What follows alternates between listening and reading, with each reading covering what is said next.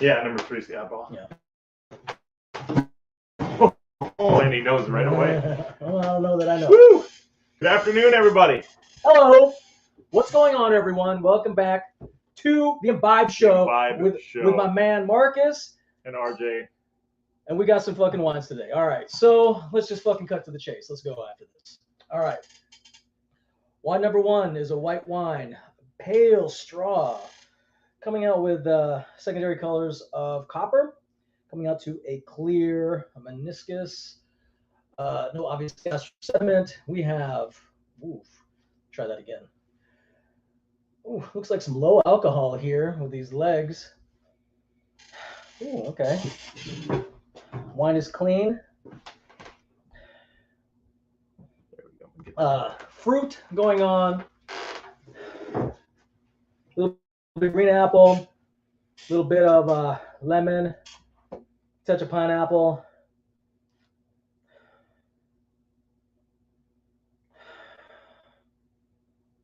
And then fuck, here's that secondary. Fuck, okay. Now are we in grass, petrol, plastic? He's on his game this week. I am not. Let me see again. This alcohol is throwing me off. That's the fucking thing. Low alcohol. Her legs are running fast, so that would tend to mean low alcohol. So that's what's fucking throwing me off. Okay, a little whetstone, touch of salinity. No obvious use of oak. What did you say for secondaries again? On God, I'm confused. It's either like plastic, grass, fucking plastic, maybe some petrol going on, but once again, I'm confused. Sometimes I get that way. So I've been, not to say that I shouldn't fucking do it. I've been tasting all day. Okay, and then so let's taste this bitch.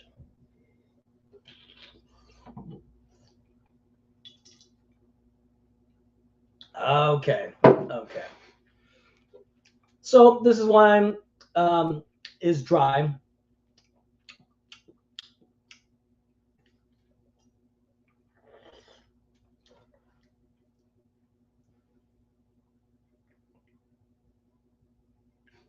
Moderate plus acidity. Yeah. I'm guessing still low alcohol. It's got this.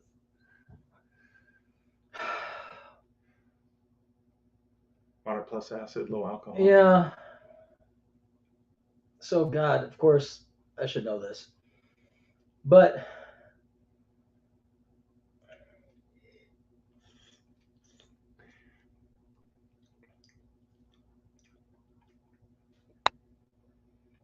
delicate nose. This wine is young, 1 to 3 years. Possible varietals include Gruner Veltliner from Austria. Oops. Got to have some Pinot Grigio from Alsace. And Albarino from Spain. RJ loves Gruner. At least he loves to call Gruner. I love to call Gruner. He loves to call Gruner. I could bring a freaking Viognier or a barrel fermented Chardonnay. He's like, it could be Gruner. It could be Gruner. I'm always, I get, sometimes, yeah. God, but it could be a Riesling too.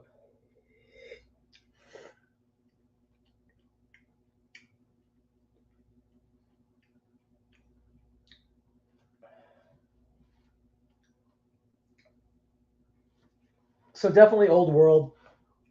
The fruit is not jumping out at me, but confirming all the other fruits. Yeah, possible varietals, those. Oh God, final conclusion on this one.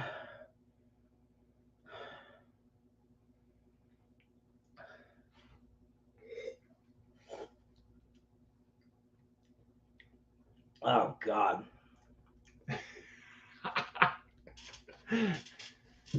Oh God. So yeah, this one, tough one. Wine number 1, final conclusion. This wine is Gruner Veltliner from Austria, Wachau, 2020. Wine number 2, red wine. We have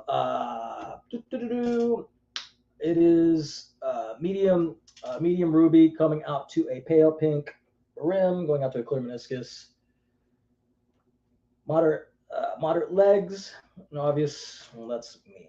No obvious gas or sediment except for that one piece of paper that I threw in there. That was on me. Okay, so we have red fruits. We have raspberry. We have cherry, red cherry. A little sous-bois going on. A little earthiness, potted soil. Maybe a little wet tobacco going on. That's a fair call. A little cinnamon. I like that a lot. Indicating some oak. Not picking up too much dill or coconut.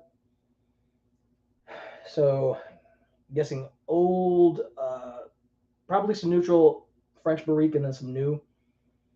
Wine is, hold on. Wine is clean. Wine is youthful. Age range 3 to 5 years.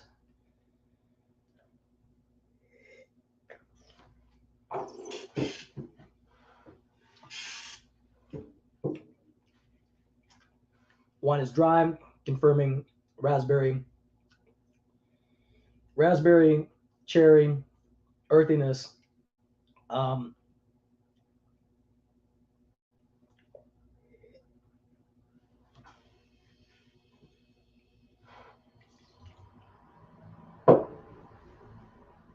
Moderate tannins. Moderate plus acidity. Moderate alcohol. Not almost low. Moderate minus. That's a good call. He's attuned to the alcohol today. Oh, fuck. That's probably all. So,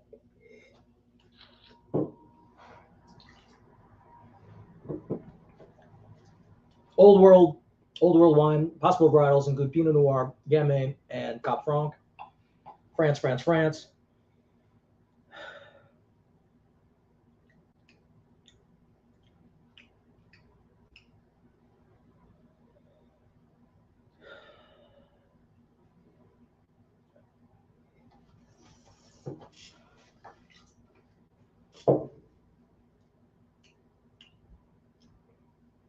Maybe a little coffee in there. Final call.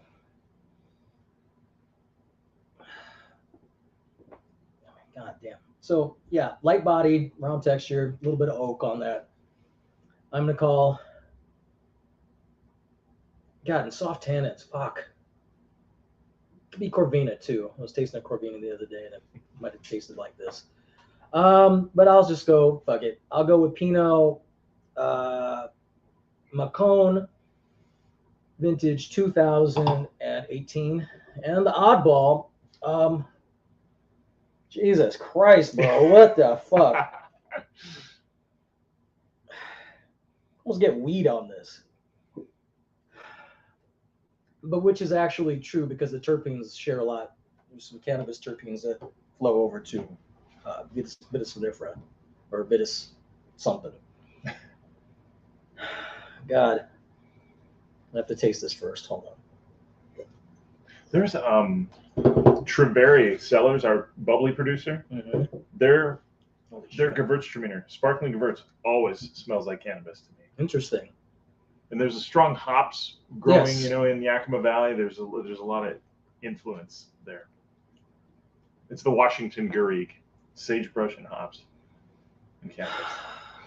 So, okay, because I'm flummoxed on this one completely. It is. So I'm gonna call Frontenac 2020. Fair. Okay. Love it. All right. Do your deedy, man. All right. Guys, fuck. All right. This could be Sauv Blanc too.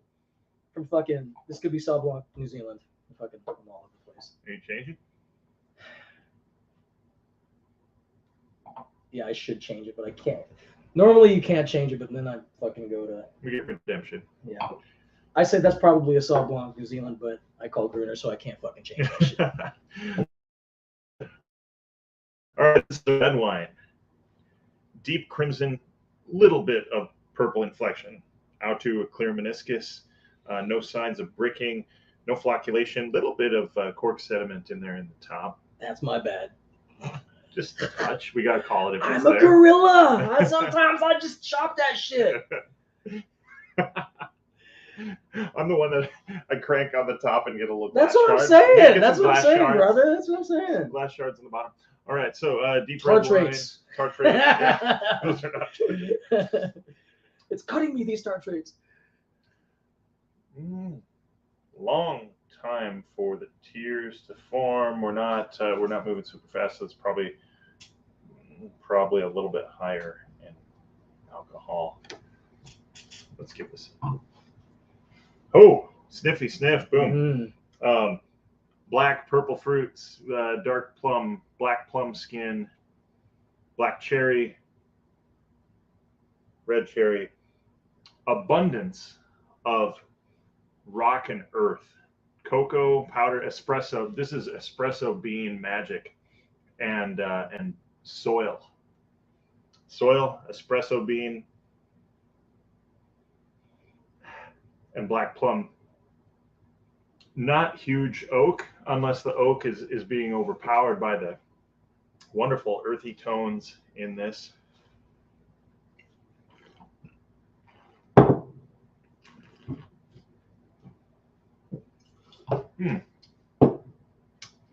Actually, great acidity for how dark the fruit quality is. Medium would indicate either a cooler climate or higher diurnals. We'll come back to that later. The palate confirms red cherry, black cherry, some juicy red plum, and earthiness on the finish that includes crushed rock, cocoa, or coffee.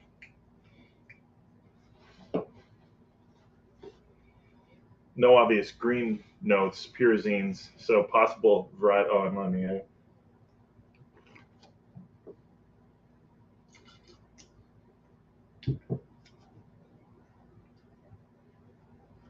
alcohol. I'm going to say this is like 13.5, maybe 14. It's not really hot, so we'll call it 13.5. But good acidity, great balance in this wine. Earthiness, I want it. He's spilling. Possible varietals. That earthiness. Possible varietals include Washington, Merlot, Malbec,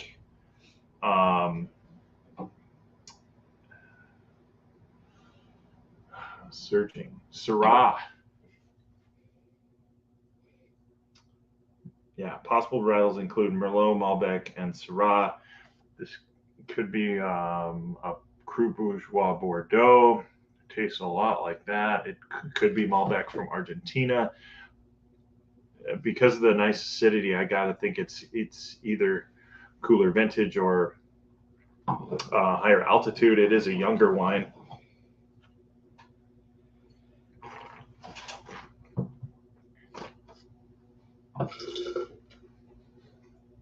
No presence of oak on the palate. We got medium plus 10. This is a 2018 Malbec from Argentina. Maybe 19, 18. You want to call a place in Argentina, brother? Just to get all the extra points? Well, Mendoza's too generic. I don't think it's Salta. Those are different. I'm gonna. What do you got? Uco, you got Tupungato, you've got Lujan de Cuyo. This is Mendoza Tupungato Malbec 2018. Ballsy call, brother. All right. Shall we reveal? All right. Let's do that.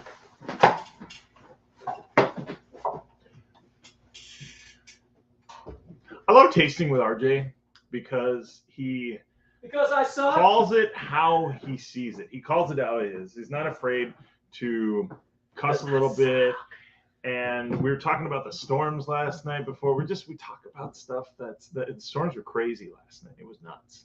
So next week we're gonna get into conspiracy theory while we're tasting. yeah.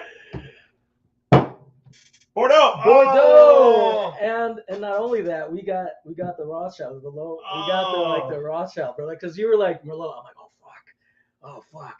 And then I'm like, okay, mostly cab. So it's 50-50 Merlot cab. Oh, 50. it had the right profile for this wine. You called it. It's like almost 100% straight, brother. You almost called it like you're the fruit profile, the acidity, everything. It had Marcus the Bordeaux. And he even called it. Funk. He even called it. He goes on the possible varietals. Remember, and this is the best because you don't know what the hell's going on, and if you don't practice, Marcus is legit. He's gonna do his shit. He's gonna call it, and then he did call Merlot as one of the possible varietals. So 13% alcohol, and he called the alcohol exact and low oak and everything. Yep, everything. You called it, brother. You called it. I can see where you went. I can see where you turned left, though. I can see where you turned left. Because here's the thing. So you got Rothschild. So you're talking about these people have been making wine at the highest level for trillions of years, and then this particular one is the one that us mortals can drink, and it's delicious. And I can see exactly where Marcus went on all the calls, from the Syrah, the Malbec to the Merlot, and there's tons of Merlot in this anyway. So basically, restraint and acidity either come from elevation diurnals or restrained winemaking, that's what Bordeaux is all about. And it's a 13% alcohol. It's really balanced wine. This is a really balanced wine that you need to buy and drink with a nice meal, some braised beef or bourguignon. Yeah, man. Yeah. Well done. Oh shit. Yeah. All right, RJ, I have good news for you. Gruner Veltliner. Your second call was 100% correct. It's fucking do it. See, I was like, oh man, this is all done, but I called everything good. Like the alcohol kind of threw me. 21 was a cold, crappy, shitty vintage. That's why. Tricky bastard, this bad. Now, this is what it is. Yes. But when we drink New Zealand, a lot of time we're drinking these riper styles. This is 13% alcohol as well, but it's bone dry. It doesn't taste like it. It doesn't taste like it's 13. So this has the same amount of alcohol as this red that Marcus was just tasting. Yeah. Orchard Lane. Wow, this is delicious. It's just like, yeah. The three producers that I represent, well, four really, basically make non-prototype. Mm-hmm. They make what I consider prototype Marlborough Sauvignon Blancs. They're all distinct and unique, but what the vast swath of what's coming out of Marlborough they are not that. So, well, this is the complexity. I would definitely say moderate plus on this. This is what confused me, because what Marcus said is not 100%, but yes, it's accurate to a high degree. Where the majority of wines coming out from Marlborough, New Zealand, not that they taste exactly the same, but they have a similarity to them that is sometimes obvious. And this is not that. That's why it was throwing me, like the fruit, it's not so bombastic with the grapefruit, just like slight. Like it came across as lemon to me. Lemon green. Well, now I'm tasting it's warm up, but no excuses. This is, But then the grass, like that's might have been what it was. It was the combination. I kind of got that radish petrol thing going. I mistake the grass for sometimes a lot. I got another one in the car that straight up tastes like jalapeno, like fresh diced. Yeah. Yeah. Fuck, what is it? Which one is it? Aunt Moore. Oh yeah, we have it. Yeah. That is a spicy one. That is a spicy one. Yeah, you're right. 100%. It's the jalapeno margarita of wines. That is delicious. All right, wine number 2. You guessed Pinot Noir 2018 Bourgogne Rouge, basically Macon. Yeah, something like that. Okay. Old World Pinot Noir, neutral oak, cranberry fruit, dusty tannins, and you're off in the vintage, but whatever is fine.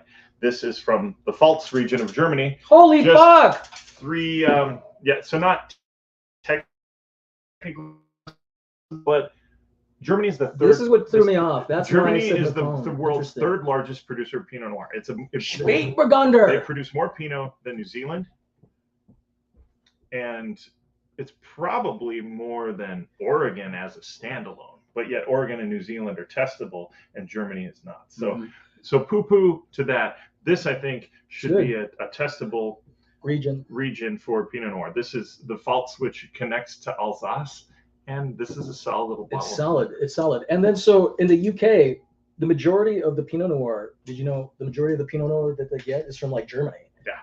So Pinot Noir, yes, fantastic in the France regions, of course, all the Pinot that you get from obviously from California, Oregon. But this was interesting. This is why it was like, all right, well, it was Pinot. And then so we had a flight the other day, and then we were testing, like, sometimes my coach will give us like a flight of whites or a flight of reds, and it'll have some stupid theme. Not a stupid thing, but yeah, sometimes they're stupid. So one time we did Lee's, and that was a bitch, because it was just like, the flight was this. It was Albarino. The last one was California Chard, and then the second one was a Chablis.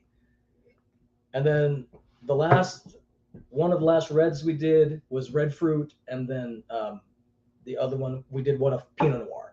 And it was interesting because the Pinot Noir was from all over the place. Yeah. And then so because you can cut Pinot Noir in, depending what country you're in, with almost anything, you know. So it's like, so they're all Pinot Noir, they're all lighter, and we were like, fuck, did you give us all Pinot Noir? And then so he's just like, do your thing, guess. And I'm like, fuck. Yeah. And yeah, we had Pinot Noir from all over the place, and it was just like, oh god. Not that it wasn't delicious, but it was like, just to see, this is the difference between a high C and a middle C and a low C. And I was like, what the fuck? Musical term, by the way. Musical term. So you musicians and non-musicians, you're screwed. All right, yeah, delicious. So if you can get some German Pinot Noir, Spätburgunder, if you want to be fancy and talk to the wine person. But yes. And then number 3. What the hell is wine number 3, bro? Okay, it's Mondeuse. No, no one gets a shit. Holy no, it is not a single varietal Mondeuse from Eastern France, from Savoy or Bouger or whatever. This wine, what varietal? You thought it was Frontenac? I thought it was Frontenac. I don't know. So I'll tell you that this wine is made 50% in carbonic maceration. Oh, that's so what. It's half carbonic. So you get the. That's what I was confused with, because I was just like, I smell bubble gum, but like when I tasted it, I'm like, that doesn't taste like fucking any. That's not Gamay. Is this Gamay? It's not Gamay. It's. Because I was gonna say, if this was Gamay, no fucking. I called a Gamay the other day, right on the fucking money, because it was bubble gum, banana. I'm not tasting jack shit on this thing. So what's interesting is that you get varietal character, you get carbonic character, and you get terroir on this wine. This wine is from Coonawarra, South Australia. Wow. So you get the green Pyrzines. It's Cabernet Franc, 100%. Cab Franc. And interesting. It's half barrel, half carbonic. So it is a. Did they do a whole cluster of this shit? Because I'm like. Chinon Nouveau. Wow. Yeah, whole cluster. That's what I was like. It's resiny. It's got some weird funk on it. I don't know what the hell this thing is. That's interesting. 2020. Francis Cabernet Franc. By the way, you called cinnamon on this Pinot Noir. Totally. Good call. But yeah, this is just such an oddball of a wine. Interesting. To try to pull tasting markers off of. Because after you're like, oh, it's Cabernet Franc, because it's really green. Like Australia and Cab Franc, both sort of obnoxiously green. You get that in spades in this. Plus you get that packing peanuts carbonic flavor. This is a great summer deck drinking red, but not not something you'd sit down and blind taste and be like, oh yeah, this is Coonawarra Cabernet.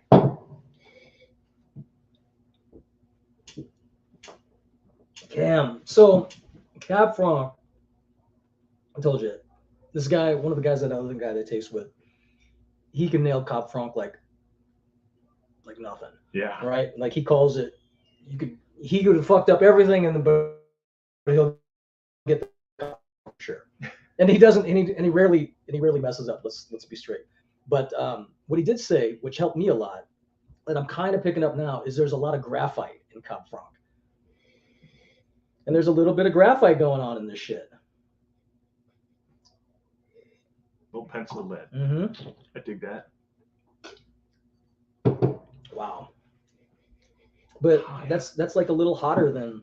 That's a little hotter. It's hotter than Chinon or Bourgogne. Yeah, exactly. Yeah. That's what was throwing me. Okay. 13.5. We're all 13s across the board today. And it's interesting because Coonawarra is hot. Australia is hot. But this is only 13? That's fucking... They pick early. That's a stylistic thing for the winery. Because they're going to carbonic anyway. For sure. So they pick early. The acid is higher and the sugar is lower. That makes complete sense now. Because, like... Yeah, the acid is good on this thing. That's why I was confused. I thought like Frontenac, the acid, right? I was just like, the acid's high, the fruit, I'm confused. I got some weird things going on. Hey, while we're on, you want to plug your rosé tasting? Oh yeah, we have a rosé tasting.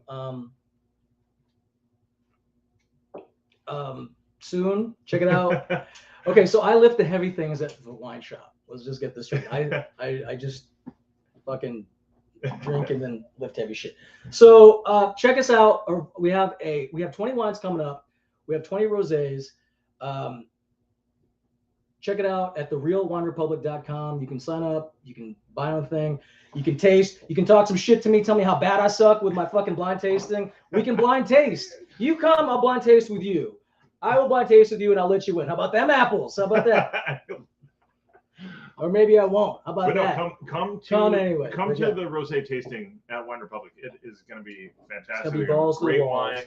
20 rosés. You can stock up for summer. In fact, you should stock up for your whole summer because we had officially one day of spring this year, which was last Saturday. And now it's summer. It's 90 degrees out and hot and muggy and humid. So we're already into summer and you got to stock up on rosé. So come to Wine Republic's rosé tasting and stock up on rosé. All right. Check it out. Cheers, everybody. Thanks a lot. We'll see you next week. See you next time. The Imbibe Show. Marcus, you always pick up crazy ass wines for me, bro. God damn it. God damn it.